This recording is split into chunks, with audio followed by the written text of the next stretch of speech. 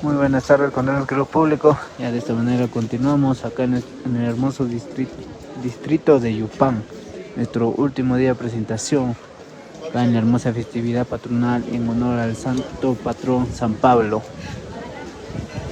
Por favor, no se olviden compartir, dejar su me gusta y seguirnos en todas nuestras redes sociales.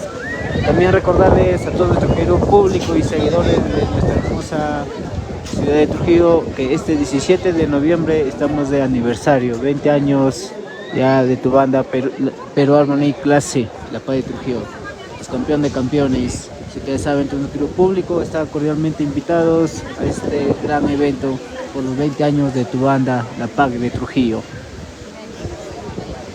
Un cordial saludo para mi gran amigo Jesús Bonilla, allá en Pamparomás, para gente del barrio Yamahuilca.